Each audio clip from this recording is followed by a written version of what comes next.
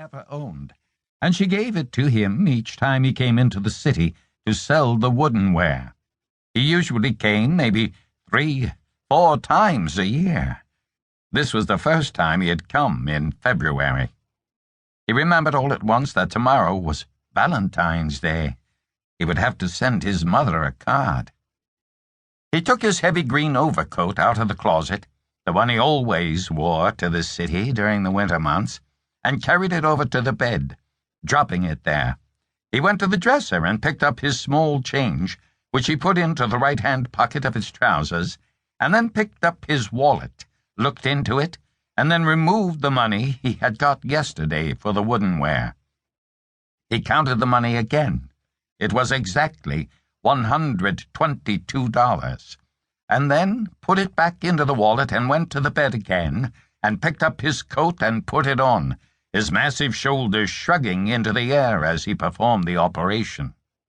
He buttoned the coat, then walked back to the sink and looked at himself in the mirror again. He looked all right. He didn't want the police to think no bum was walking in there. He wondered where the police station was. He would have to ask the landlady, what was her name, if she was awake. He was hungry, too. He'd have to get him some breakfast before he went to the police. He wondered if he should pack the few things he'd put in the dresser or wait until later. He supposed it would be all right to pack them later. Maybe he ought to mail the money to his mother, though. That represented a lot of work, that $122. A lot of work. And it had to last until maybe April or May, when he'd be coming to the city again. Well, when his brother would be coming, anyway.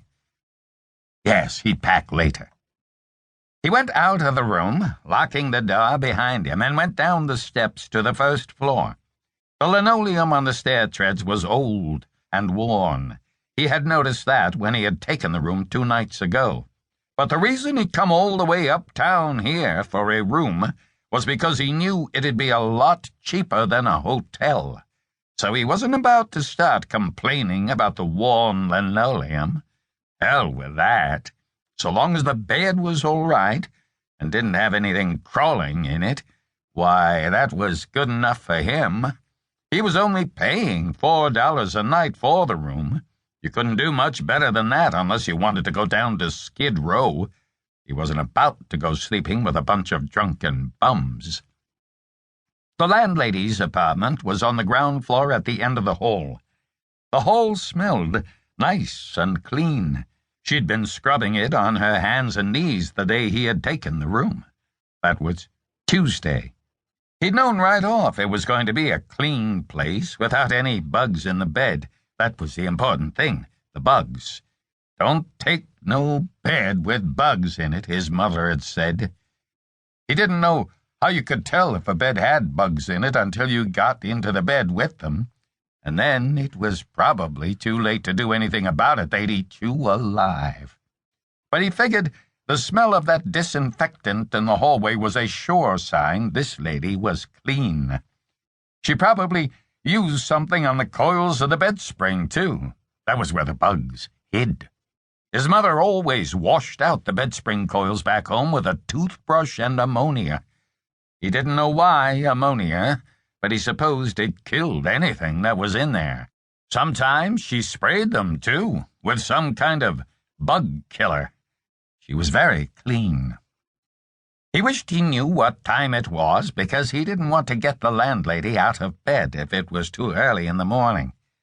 Well, he had to tell her he was leaving today anyway, settle up with her. He lifted his hand and tentatively knocked on the door. "Who is it?" she said. Good. She was awake. "It's me," he answered. "Mr. Broome?"